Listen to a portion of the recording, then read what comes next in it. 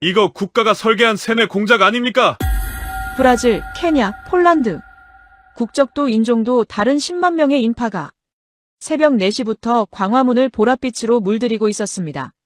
자비로 1년치 월급을 털어 비행기를 타고 날아온 이들이 새벽의 추위 속에서 단 하나의 소리로 아리랑을 토해내는 순간 전 세계는 충격에 빠졌습니다.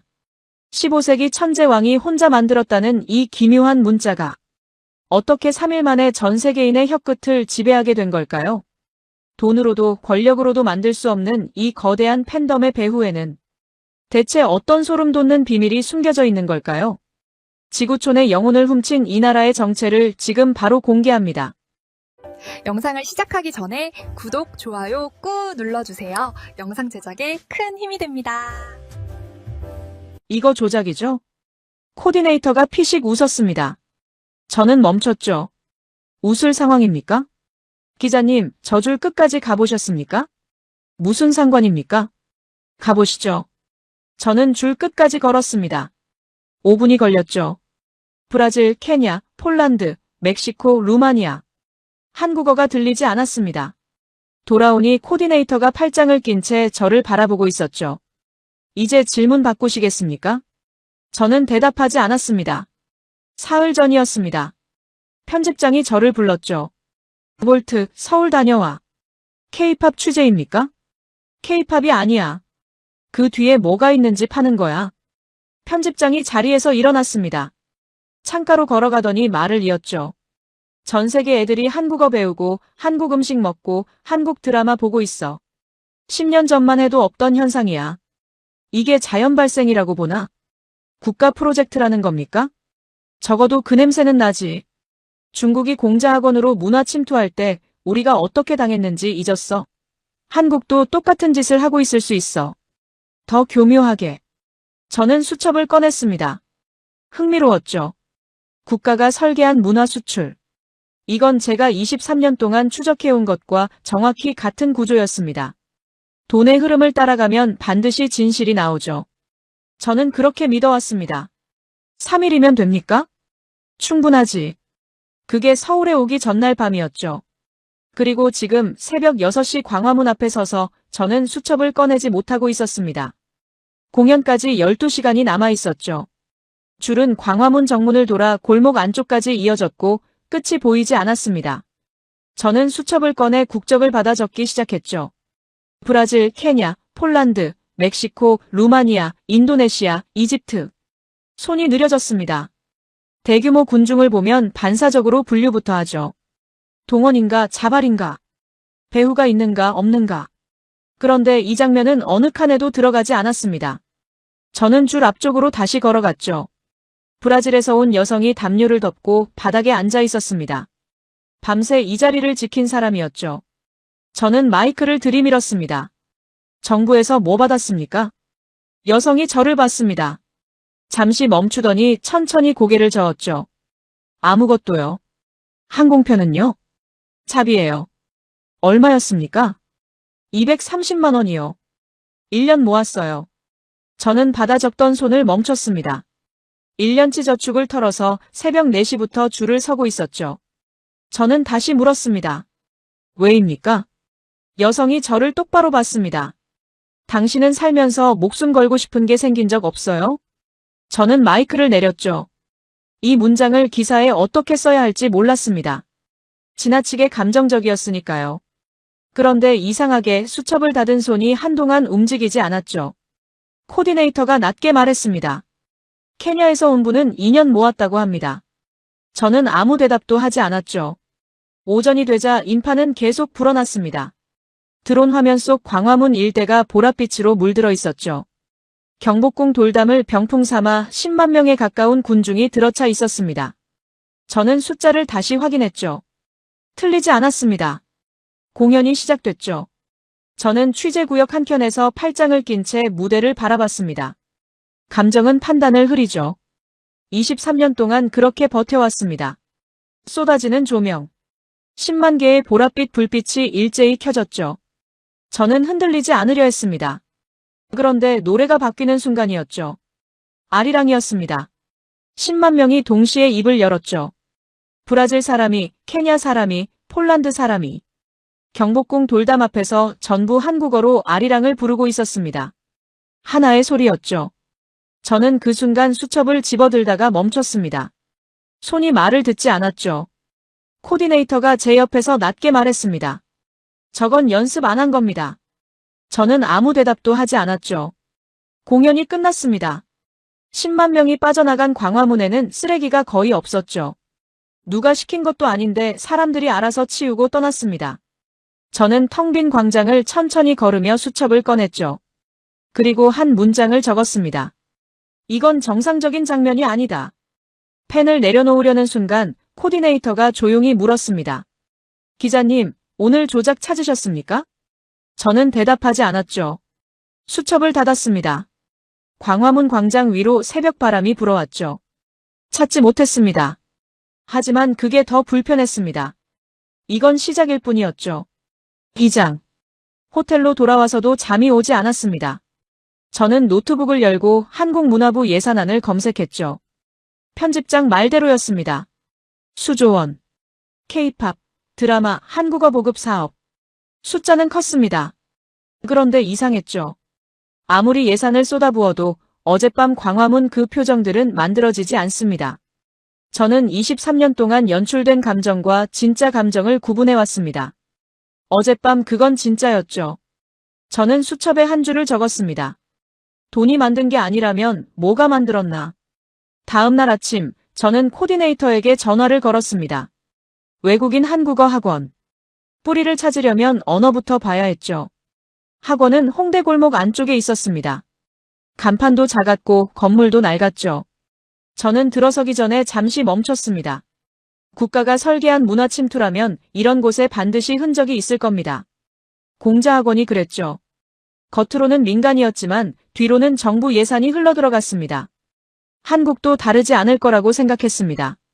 원장실 문을 두드렸죠. 이거 정부 돈 받는 거죠? 원장이 저를 봤습니다. 잠시 침묵이 흘렀죠. 저희요? 한국 정부가 운영비 지원하는 거 아닙니까? 원장이 천천히 고개를 저었습니다. 한 푼도 없습니다. 저는 수첩을 꺼냈죠. 믿지 않았습니다. 그래서 교실 문을 열었습니다. 직접 봐야 했으니까요. 60명이었습니다. 교실을 가득 채운 외국인들이 한글 받아쓰기를 하고 있었죠. 유럽, 아프리카, 남미. 피부색도 억양도 전부 달랐습니다. 그런데 손에 든 교재는 전부 같았죠. 저는 맨 앞줄에 앉은 남성에게 다가갔습니다. 프랑스 억양이었습니다. 수강료가 얼마입니까? 5월 30만 원이요. 자비입니까? 당연하죠. 한글을 왜 배우는 겁니까? 남성이 잠시 펜을 내려놓았습니다. 한국 회사에 취직하고 싶거든요. 요즘 한국어 할 줄 알면 달라요. 저는 뒷줄로 이동했습니다. 나이지리아에서 온 여성이었죠. 왜 배웁니까? 드라마 자막 없이 보고 싶어서요. 옆자리 여성이 끼어들었습니다. 칠레 억양이었죠. 저는 한국 음식 유튜브 보려고요. 자막이 너무 늦게 나와서요. 저는 수첩을 덮을 뻔했습니다. 드라마, 유튜브. 이건 그냥 팬덤이었죠. 그런데 원장 말이 걸렸습니다. 저는 다시 원장실로 돌아갔습니다. 학생 수가 늘고 있습니까? 3년 전에 20명이었습니다. 지금은 60명이고 대기자가 40명 더 있습니다. 저는 멈췄죠. 대기자 40명. 월 30만 원. 정부 지원 없음. 저는 이 숫자들을 머릿속에서 조합해봤습니다. 조작의 흔적이 보이지 않았죠. 그게 더 불편했습니다. 수업이 끝나고 저는 강사를 붙잡았습니다. 한국인 여성이었죠. 한글이 어렵지 않습니까? 외국인들한테. 강사가 피식 웃었습니다. 3일이면 읽습니다. 저는 멈췄죠. 3일이요? 발음 기반으로 설계된 문자거든요. 원리만 이해하면 누구든 읽을 수 있습니다. 저는 아랍어를 취재 목적으로 배운 적이 있었습니다. 6개월이 걸렸죠. 그것도 기초만이었습니다. 한글은 누가 만든 겁니까? 세종대왕님이요. 혼자 만드셨습니다. 혼자요? 네. 15세기예요. 창제 원리까지 전부 기록으로 남겨놨습니다. 그래서 유네스코가 세계 유일의 창제자와 원리가 명확한 문자로 인증했죠. 저는 잠시 강사를 바라봤습니다. 15세기. 혼자. 유네스코. 이 문장들이 연결되는 방식이 이상했습니다. 너무 깔끔했죠. 이건 예외입니다. 천재 한 명의 예외. 강사가 저를 봤습니다. 표정이 바뀌지 않았죠. 그렇게 생각하셔도 됩니다. 저는 학원을 나왔습니다. 홍대 골목을 걸으며 수첩을 펼쳤죠. 60명. 대기자 40명. 월 30만 원. 정부 지원 없음. 3일이면 읽기 가능. 유네스코 인증. 편집장이 말했던 말이 떠올랐습니다. 국가가 설계한 문화 침투. 저는 그 구조를 찾으러 왔죠. 그런데 이상했습니다. 설계의 흔적이 없었습니다. 돈줄도 동원의 냄새도 없었죠. 사람들이 그냥 자기 돈으로, 자기 의지로 배우고 있었습니다. 저는 수첩을 닫았습니다. 이건 예외다. 혼자 중얼거렸죠. 그렇게 믿으려 했습니다. 그런데 대기자 40명이라는 숫자가 머릿속에서 지워지지 않았죠. 이건 예외가 아닐 수도 있었습니다. 3장. 그날 밤 저는 호텔방에 틀어박혔습니다. 노트북 화면에는 검색창이 열려 있었죠. 저는 수첩을 펼쳤습니다. 앞에 적어놓은 숫자들을 다시 봤죠. 10만 명. 자비 항공비. 정부 지원 없는 학원. 대기자 40명. 편집장이 원하는 건 폭로였습니다. 국가가 설계한 문화 침투. 그 구조를 찾아야 했죠. 그런데 이틀을 뒤졌는데 흔적이 없었습니다. 저는 방향을 바꿨습니다. 현상이 아니라 뿌리를 봐야 했죠. 이 나라가 어디서 출발했는지부터 확인해야 했습니다. 저는 검색창에 한국 경제 성장을 쳤습니다. 그리고 멈췄죠. 1953년. 한국 1인당 국내 총생산 67달러. 저는 숫자를 다시 읽었습니다. 67달러였습니다. 저는 비교 대상을 검색했죠. 같은 해 에티오피아. 당시 아프리카 최빈국 수준과 비슷했습니다. 저는 수첩에 받아 적었습니다. 손이 느려졌죠. 다음 줄을 클릭했습니다. 2023년. 한국 1인당 국내 총생산 35,000달러. 저는 계산기를 두드렸습니다. 523배였습니다. 70년 만에. 저는 계산기를 다시 확인했죠. 틀리지 않았습니다. 저는 자리에서 일어났다가 다시 앉았습니다. 이런 숫자는 처음이었죠. 23년 동안 저는 수많은 나라의 경제 데이터를 봐왔습니다. 이런 속도는 없었습니다. 다음 날 아침, 저는 코디네이터를 불렀습니다. 한국 경제 전문가 만나야겠습니다. 코디네이터가 잠시 생각하더니 말했죠. 어떤 부분을 보실 겁니까? 숫자가 이상합니다. 67달러에서 35,000달러. 이게 말이 됩니까? 코디네이터가 저를 바라봤습니다. 저도 그게 늘 이상했습니다. 서울대학교 경제학과 교수였습니다. 연구실은 낡았지만 벽면 가득 자료가 쌓여 있었죠.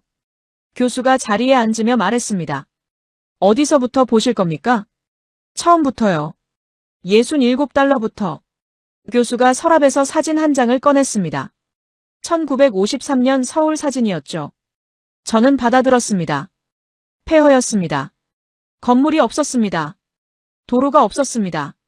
사람들이 잔해 위를 걷고 있었죠. 저는 창밖 서울 스카이라인을 바라봤습니다. 같은 도시라는 게 믿어지지 않았습니다. 이게 70년 만에 저렇게 됐습니까? 네. 미국 원조 덕분이겠죠. 교수가 잠시 저를 봤습니다. 원조는 1960년대 초에 끊겼습니다. 그 이후 성장은 전부 자력이었죠. 저는 수첩을 꺼냈습니다. 자력. 저는 그 말을 받아 적으면서도 완전히 믿지 않았습니다. 미국이 개입했을 거라고 생각했죠. 반드시. 그런데 교수가 자료를 밀었습니다. 국제통화기금 보고서였습니다. 1997년 자료입니다. 저는 훑었죠. 195억 달러. 국가부채. 파산 직전. 국제통화기금 구제금융. 저는 고개를 들었습니다. 이때 망한 거 아닙니까? 망할 뻔했습니다. 그런데요? 교수가 다른 자료를 내밀었습니다. 신문 스크랩이었죠. 1998년. 저는 사진을 봤습니다. 사람들이 줄을 서 있었습니다. 손에 뭔가를 들고 있었죠. 저는 가까이 들여다봤습니다. 금이었습니다. 이게 뭡니까? 금 모으기 운동입니다. 국가가 파산 위기에 처하자 시민들이 자발적으로 금을 들고 나왔죠. 강제입니까? 자발입니다. 몇 명이나요? 350만 명입니다. 저는 펜을 내렸습니다. 350만 명. 자발적으로. 결혼 반지를 뺐다고 했습니다. 돌잔치 금반지를 가져왔다고 했죠. 교수가 조용히 말을 이었습니다. 3년 만에 전액 상환했습니다. 저는 한동안 말이 없었습니다. 195억 달러. 350만 명. 3년. 저는 이 숫자들이 연결되는 방식을 이해하려 했죠. 국제통화기금 자료였습니다. 세계은행 자료였습니다. 조작할 수 없는 숫자들이었죠. 이건 말이 안 됩니다. 제가 중얼거렸습니다. 교수가 고개를 끄덕였죠. 저도 가르치면서 늘 그렇게 생각합니다. 저는 연구실을 나왔습니다. 복도를 걸으며 수첩을 봤죠. 67달러. 523배. 350만 명. 3년 상환. 저는 한 줄을 더 적었습니다. 이건 미국 덕분이 아니다. 그리고 멈췄습니다. 그 문장이 무섭게 느껴졌죠. 제가 23년 동안 믿어온 프레임이 흔들리고 있었습니다. 이건 예외가 아니었습니다. 사장. 전화기가 울렸습니다. 편집장이었죠. 저는 받기 전에 잠시 멈췄습니다. 할 말이 없었으니까요. 사흘이 지났습니다. 조작을 찾지 못했죠. 폭로 각도도 없었습니다. 저는 통화 버튼을 눌렀습니다. 뭐 나왔어? 아직입니다. 아직이라고? 볼트 3일이라고 했잖아. 압니다. K-팝 뒤에 뭔가 있다고 했잖아. 정부 자금 추적은요? 저는 잠시 침묵했습니다. 창밖 서울 거리를 바라봤죠. 흔적이 없습니다. 흔적이 없으면 더 깊이 파야지. 없는 게 아니라 숨긴 거야. 알겠습니다. 전화가 끊겼습니다. 저는 수첩을 덮었죠. 코디네이터가 문 앞에 서 있었습니다. 기자님, 오늘 일정 어떻게 하시겠습니까? 저는 잠시 생각했습니다. 정부기관을 뒤져야 했죠. 자금 흐름을 추적해야 했습니다. 그런데 이상하게 발이 움직이지 않았죠. 어젯밤 수첩에 적어둔 숫자들이 머릿속을 맴돌고 있었습니다. 67달러. 523배. 350만 명. 일단 밥부터 먹읍시다. 코디네이터가 저를 데려간 곳은 명동 골목 안쪽의 작은 식당이었습니다. 간판도 없는 곳이었죠. 저는 들어서면서 반사적으로 주변을 훑었습니다. 오래된 나무 테이블, 낡은 의자, 관광객이 없었죠. 현지인만 있었습니다. 메뉴판을 펼쳤습니다. 코디네이터가 말했죠. 김치찌개 드시겠습니까? 얼마입니까? 8,000원입니다. 저는 계산했습니다. 영국 파운드로 환산하면 5파운드 남짓이었죠. 런던에서 커피 한 잔 값이었습니다. 저는 고개를 끄덕였습니다. 주문을 넣고 잠시 기다렸습니다. 그런데 음식이 나오기 전에 먼저 접시들이 들어오기 시작했죠. 하나, 둘, 셋. 저는 테이블을 바라봤습니다. 12가지였습니다. 김치, 시금치, 콩나물, 생선구이, 계란말이. 저는 종업원을 불렀죠. 이거 다 주문한 겁니까? 아니요. 기본입니다. 추가 비용이 있습니까? 없습니다. 저는 멈췄습니다. 기본. 추가 비용 없음. 8,000원. 저는 접시들을 다시 훑었죠. 품질이 나쁘지 않았습니다. 오히려 신선했죠. 저는 코디네이터를 봤습니다. 이게 말이 됩니까? 여기선 다 이렇습니다. 찌개가 나왔습니다. 뚝배기에서 팔팔 끓고 있었죠. 저는 한 숟가락 떴습니다. 멈췄습니다. 맛이 있었습니다. 지나치게 맛이 있었죠. 저는 한동안 말이 없었습니다. 반찬이 절반쯤 줄었을 때였습니다. 종업원이 다가왔습니다. 묻지도 않았죠. 그냥 채워줬습니다. 저는 바라봤습니다. 요청 안 했는데요. 원래 이렇습니다. 저는 수첩을 꺼냈습니다. 뭔가를 적으려다가 멈췄죠. 뭐라고 써야 할지 몰랐습니다. 식사를 마치고 계산서를 받았습니다. 16,000원이었죠. 2명. 저는 팁을 꺼냈습니다. 코디네이터가 손을 저었습니다. 여기는 팁 없습니다. 서비스가 포함된 겁니까? 아니요. 그냥 원래 그렇습니다. 저는 지갑을 닫았습니다. 런던이었다면 이 수준의 식사에 팁만 20파운드는 나왔을 겁니다. 저는 골목을 나오며 코디네이터에게 물었죠. 다른 식당도 이렇습니까? 다 이렇습니다. 저는 그 말이 믿어지지 않아 직접 확인했습니다. 골목 안쪽 한식 뷔페였죠. 12,000원. 30가지 음식. 무제한이었습니다. 저는 접시를 들고 줄을 섰죠. 옆에 선 남성이 저를 봤습니다. 외국인이세요? 네. 처음이에요? 네. 남성이 웃었습니다. 매일 와도 질리지 않아요. 매일 조금씩 달라지거든요. 저는 자리에 앉아 접시를 내려다봤습니다. 30가지. 12,000원. 매일 메뉴가 바뀐다. 저는 이 구조가 어떻게 유지되는지 이해하려 했죠. 마진이 나올 수가 없었습니다. 그런데 식당은 가득 찼고 종업원들은 바빴고 주방에서는 계속 음식이 나오고 있었습니다. 저는 수첩에 한 줄을 적었죠. 이건 장사가 아니다. 시스템이다. 그리고 멈췄습니다. 편집장이 원하는 각도가 아니었죠. 국가의 음모가 아니었습니다. 그런데 이상하게 이게 더 무서웠습니다.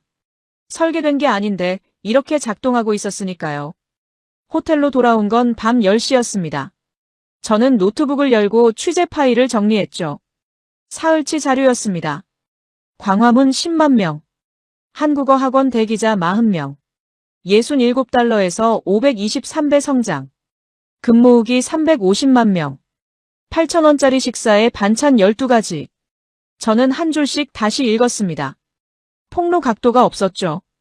편집장이 원하는 국가 음모의 흔적이 보이지 않았습니다. 저는 파일을 닫으려다가 멈췄죠. 검색창에 손가락이 멈춰 있었습니다. 습관이었습니다. 막힐 때면 저는 전혀 다른 각도로 접근하죠.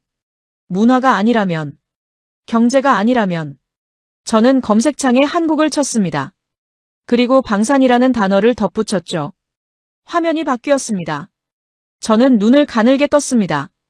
기사 제목이었죠. 한국, 글로벌 방산 수출 세계 5위 진입. 저는 다시 읽었습니다. 5위였습니다. 저는 아래를 스크롤했죠. 7위가 눈에 들어왔습니다. 영국이었습니다. 저는 자리에서 일어났다가 다시 앉았습니다. 영국보다 위. 저는 23년 동안 방산 로비와 무기 거래를 추적해왔습니다. 영국은 전통적인 방산 강국이었죠. 그런데 한국이 위라고 했습니다. 저는 출처를 확인했습니다. 스톡홀름 국제평화연구소였죠. 세계에서 가장 신뢰도 높은 방산 통계기관이었습니다. 다음 날 아침, 저는 코디네이터에게 전화를 걸었습니다. 한국항공우주산업 방문할 수 있습니까? 코디네이터가 잠시 침묵했죠. 보안시설입니다. 쉽지 않습니다. 공식 채널로 요청하십시오. CNN 명의로. 2시간 뒤 승인이 났습니다. 저는 수첩을 챙겼죠. 시설 입구에서 담당자가 나왔습니다.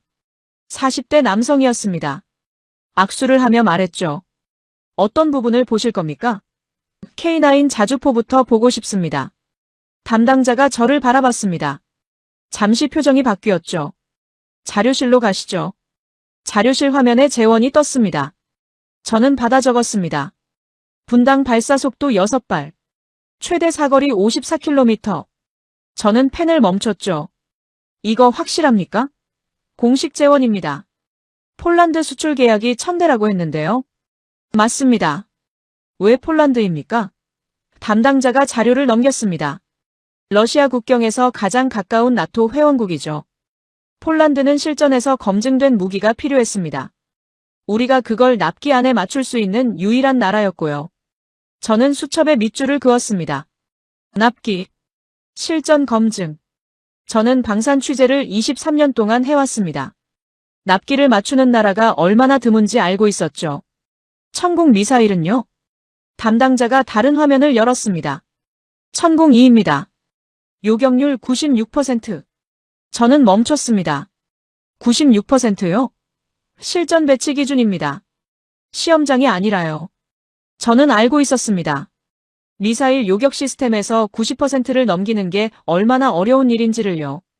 실전 기준으로 96%. 저는 이 숫자를 어떻게 받아들여야 할지 몰랐죠. 이거 국제공인입니까? 아랍에미리트 실전 배치 결과입니다. 저희가 만든 숫자가 아니죠. 저는 자리에서 일어났습니다.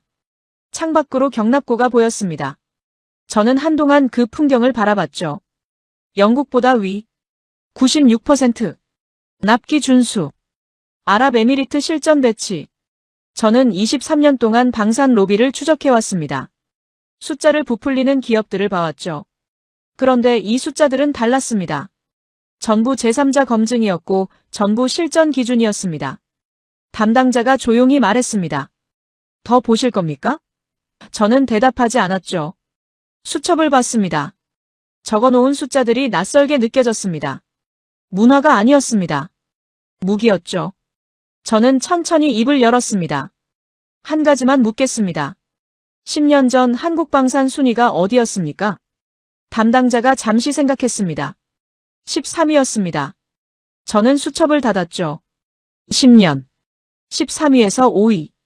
영국을 추월. 저는 그 문장이 무엇을 의미하는지 알고 있었습니다. 인정하고 싶지 않았죠. 그런데 숫자는 거짓말을 하지 않았습니다. 이건 우연으로 설명할 수 없었습니다. 시설을 나오면서 코디네이터에게 전화가 왔습니다. 기자님, 편집장한테 연락 왔습니다. 압니다. 뭐라고 하실 겁니까? 저는 잠시 멈췄죠. 방산시설 정문이 등 뒤로 닫히고 있었습니다. 저는 수첩을 꺼냈습니다. 적어놓은 숫자들을 봤죠. 5위. 영국 7위. 천공 96%.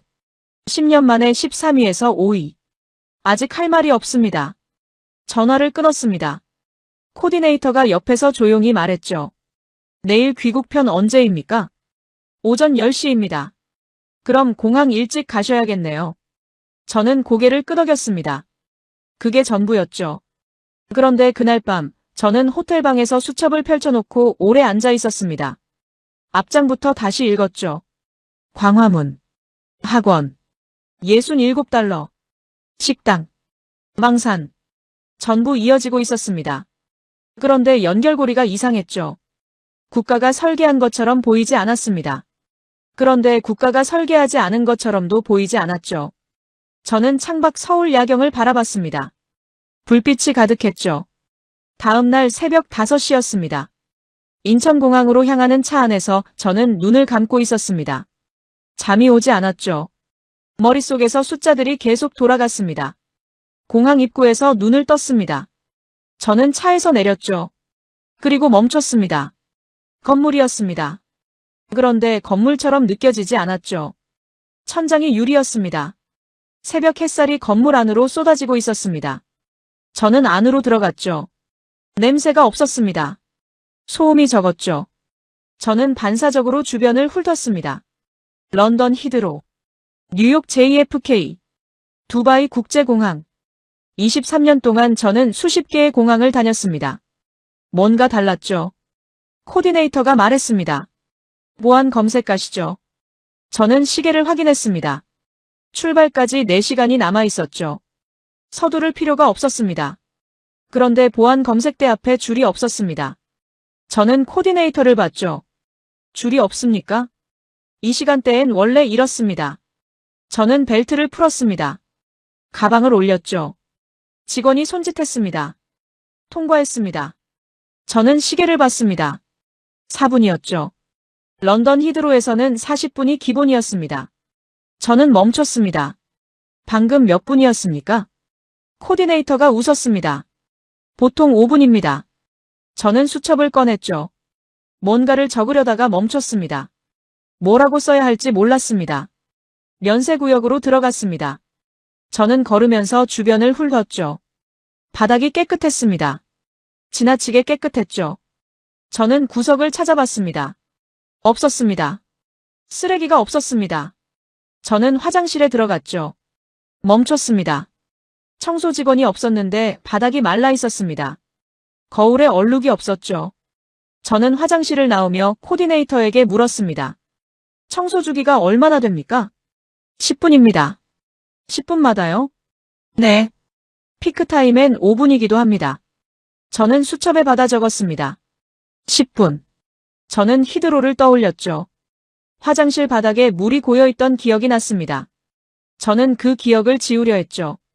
탑승 게이트 앞에 앉았습니다. 직원이 다가왔습니다. 혹시 불편하신 점 있으십니까? 저는 올려다봤습니다. 묻지도 않았는데 먼저 다가왔죠. 없습니다. 직원이 고개를 숙이고 돌아갔습니다. 저는 그 뒷모습을 바라봤죠. 23년 동안 저는 수십 개 나라 공항을 다녔습니다. 직원이 먼저 다가온 적이 없었죠. 코디네이터가 옆에 앉으며 말했습니다. 기자님, 이 공항 세계 1위인 거 아십니까? 어디 기준입니까? 스카이트랙스요. 12년 연속입니다. 저는 창밖 활주로를 바라봤습니다. 비행기들이 질서 있게 움직이고 있었죠. 저는 수첩을 펼쳤습니다. 4분 보안 검색, 10분 청소 주기, 12년 연속 세계 1위. 이건 어떻게 유지됩니까? 코디네이터가 잠시 생각하더니 말했죠. 글쎄요. 저는 그냥 원래 이런 줄 알았습니다. 원래 이런 줄 알았다. 저는 그 말이 이상하게 무거웠습니다. 히드로는 원래 이렇지 않았습니다. JFK도 이렇지 않았죠. 이건 원래 이런 게 아니었습니다. 누군가 만든 겁니다. 그리고 유지하고 있는 겁니다. 12년 동안 저는 수첩에 한 줄을 적었죠. 이건 잘 만든 시설이 아니다. 설계된 흐름이다. 탑승 방송이 울렸습니다. 저는 수첩을 닫고 자리에서 일어났죠. 그런데 발이 무거웠습니다. 광화문, 한국어 학원, 67달러, 식당 반찬 12가지, 망산 5위, 그리고 지금 이 공항. 전부 달랐습니다. 전부 연결됐죠. 저는 탑승 게이트 앞에서 멈췄습니다. 코디네이터가 물었죠. 기자님, 괜찮으십니까? 저는 대답하지 않았습니다. 수첩을 다시 꺼냈죠. 첫 장을 펼쳤습니다. 서울에 도착하던 날 적어놓은 문장이었습니다. 3일이면 조작 찾는다. 저는 그 문장 아래에 한 줄을 더 적었습니다. 나는 틀렸을 수도 있다. 비행기에 오르지 못했습니다. 탑승 게이트 앞에서 저는 한동안 서 있었죠. 방송이 2번 울렸습니다. 코디네이터가 저를 봤습니다. 기자님, 잠깐요. 저는 수첩을 봤습니다. 마지막 줄이었죠. 나는 틀렸을 수도 있다. 23년 동안 저는 이 문장을 써본 적이 없었습니다. 한 번도요. 저는 수첩을 닫았죠. 그리고 코디네이터를 봤습니다. 하루 더 있겠습니다. 코디네이터가 멈췄죠. 편집장한테는요?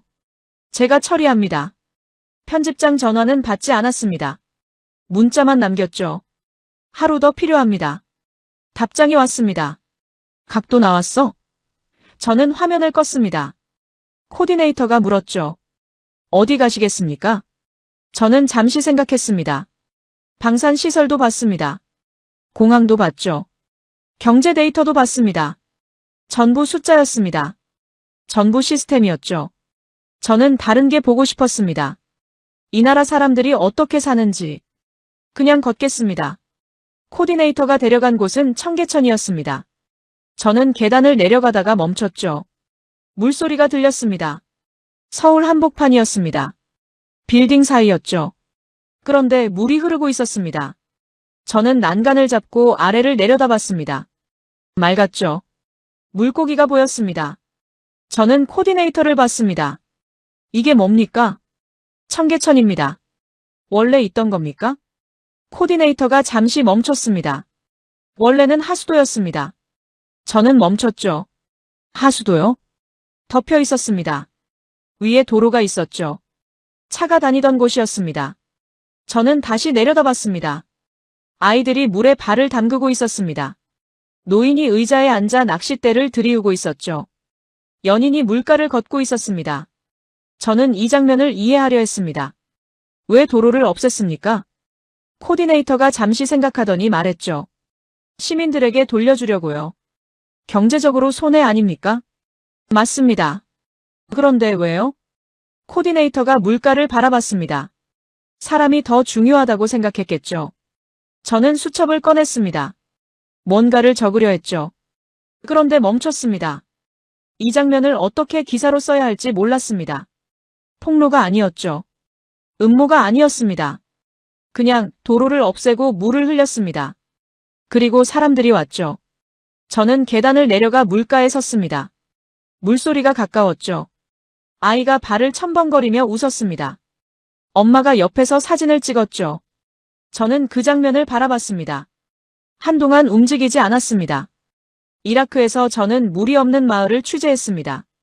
시리아에서는 폭격으로 강이 막힌 도시를 봤죠. 저는 그 기억들이 떠올랐습니다. 그리고 지금 여기 서울 한복판에서 아이가 하수도였던 물에서 놀고 있었습니다. 저는 수첩을 닫았습니다. 코디네이터가 말했죠.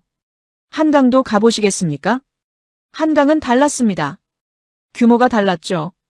저는 강변에 서서 멍하니 바라봤습니다. 해가 기울고 있었습니다. 노을이 강 위로 퍼지고 있었죠. 그런데 사람들이었습니다. 자전거를 타는 가족이 지나갔습니다. 돗자리를 펼친 젊은이들이 치킨을 먹고 있었죠. 노인들이 느린 걸음으로 산책했습니다. 강변 조명이 하나씩 켜지기 시작했습니다. 저는 자리에 앉았죠. 이상하게 다리가 무거웠습니다. 옆에 앉은 중년 남성이 저를 봤습니다. 캔맥주를 들고 있었죠. 외국인이세요? 네. 한국 처음이에요? 아닙니다. 취재차 왔습니다. 남성이 고개를 끄덕였습니다.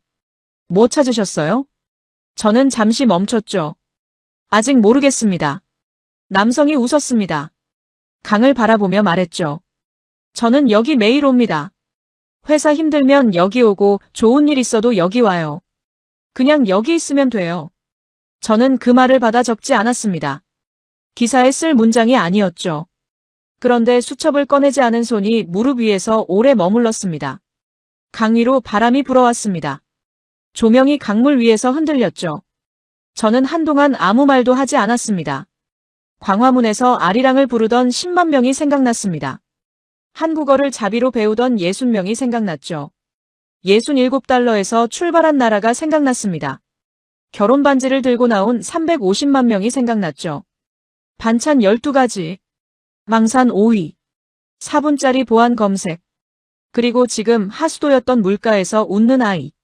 저는 수첩을 펼쳤습니다. 한 줄을 적었죠. 이건 성장이 아니다. 선택이다. 펜을 내려놓으려다가 한 줄을 더 적었습니다. 이 나라는 강해진 게 아니다. 달라졌다. 저는 강을 바라봤습니다. 오래 바라봤죠. 처음으로 반박할 말이 없었습니다. 호텔로 돌아온 건 밤 11시였습니다. 저는 짐을 풀지 않았죠. 캐리어를 세워놓은 채 침대 끝에 앉았습니다. 수첩을 펼쳤죠. 처음 장부터 마지막 장까지 읽었습니다. 23년 동안 저는 수첩을 이렇게 읽어본 적이 없었죠. 취재가 끝나면 파일로 정리하고 덮었습니다. 그런데 지금은 손이 멈췄습니다. 페이지마다 뭔가가 걸렸죠. 광화문, 브라질 여성, 1년치 항공비, 한국어 학원, 대기자 40명, 정부 지원 없음, 67달러, 523배, 350만 명, 결혼 반지, 식당 반찬 12가지, 8,000원, 망산 5위, 영국 7위, 천공 96%, 공항 4분, 12년 연속 세계 1위, 청계천, 하수도였던 물, 웃는 아이, 한강, 매일 온다는 남자, 그냥 여기 있으면 된다는 말. 저는 수첩을 덮었습니다. 창밖 서울 야경을 바라봤죠. 불빛이 가득했습니다. 꺼지지 않았죠. 전화기가 울렸습니다. 편집장이었습니다. 저는 3번 울리도록 뒀습니다. 그리고 받았죠. 볼트. 네. 뭐 나왔어? 저는 잠시 침묵했습니다. 보고 드리겠습니다. 각도 나왔지? 정부 자금 추적한 거 있어? 없습니다. 전화기 넘어가 조용해졌습니다. 저는 계속했죠. K-팝 뒤에 국가 음모 없습니다. 공자학원 구조 없습니다. 자금 흐름 추적했는데 연결고리가 없습니다. 볼트, 지금 장난해? 장난 아닙니다. 일주일 동안 뭐 한 거야? 취재했습니다. 편집장 목소리가 낮아졌습니다. 각도를 만들어. 없으면 만들란 말이야. 저는 수첩을 봤습니다. 손이 천천히 쥐어졌죠. 그건 조작입니다. 조작이 아니야. 편집이지. 다르지 않습니다. 볼트. 편집장 목소리가 굳었습니다. 우리가 원하는 게 뭔지 알잖아. 시청자는 폭로를 원해. 한국이 얼마나 교묘하게 세계를 세뇌하는지. 그 각도야. 데이터는 충분히 있잖아. 데이터는 반대로 말하고 있습니다. 그걸 뒤집으란 말이야. 저는 일어섰습니다. 창가로 걸어갔죠. 서울 야경이 내려다 보였습니다. 뒤집을 수 없습니다. 왜? 거짓이니까요. 전화기 넘어 침묵이 길어졌습니다. 저는 기다렸죠. 편집장이 천천히 말했습니다. 자네 자리 없어질 수도 있어. 저는 창밖을 바라봤습니다. 한강이 보였습니다. 불빛이 강 위에서 흔들리고 있었죠. 괜찮습니다. 괜찮다고. 네. 편집장이 다시 침묵했습니다. 저는 수첩을 폈죠. 마지막 장이었습니다. 한강 강변에서 적어둔 두 줄이 보였습니다. 이건 성장이 아니다. 선택이다. 이 나라는 강해진 게 아니다. 달라졌다. 저는 천천히 말했습니다. 저는 23년 동안 거짓을 추적해왔습니다. 이번엔 없었습니다. 그게 보고입니다. 볼트. 네. 후회할 거야. 후회는 거짓을 쓸 때 합니다. 전화가 끊겼습니다. 저는 전화기를 내려놓고 창가에 오래 서 있었습니다. 손이 떨렸죠. 23년이었습니다. CNN이었습니다. 그런데 이상하게 무겁지 않았습니다. 저는 노트북을 열었습니다. 새 파일을 만들었죠. 제목을 입력했습니다. 한국 폭로 없음. 진실만 있음. 커서가 깜빡였습니다. 저는 첫 문장을 쳤죠. 나는 조작을 찾으러 서울에 왔다. 멈췄습니다. 다음 줄을 쳤죠. 그리고 처음으로 실패했다. 저는 계속 썼습니다. 광화문부터 시작했죠. 브라질 여성의 말을 그대로 옮겼습니다. 당신은 살면서 목숨 걸고 싶은 게 생긴 적 없냐고 했던 그 말을요. 67달러를 썼습니다. 350만 명을 썼죠. 방산 5위를 썼습니다. 4분짜리 보안 검색을 썼죠. 하수도였던 청계천을 썼습니다. 한강 남자의 말을 썼죠. 그냥 여기 있으면 된다던 그 말을요. 새벽 2시였습니다. 저는 마지막 문장을 쳤습니다. 한국은 조작이 아니었다. 진짜였다. 저장 버튼을 눌렀죠. 노트북을 닫았습니다. 저는 침대에 누웠습니다. 천장을 바라봤죠. 23년 동안 저는 거짓을 해부해왔습니다. 국가의 거짓, 기업의 거짓, 사람의 거짓. 그런데 이번엔 달랐습니다. 거짓이 없었죠. 처음으로 저는 진실 앞에서 아무것도 하지 못했습니다. 그게 패배였는지 아니면 다른 무언가였는지. 저는 아직 몰랐습니다. 그런데 이상하게 잠이 왔습니다. 오랫동안 오지 않던 잠이었죠.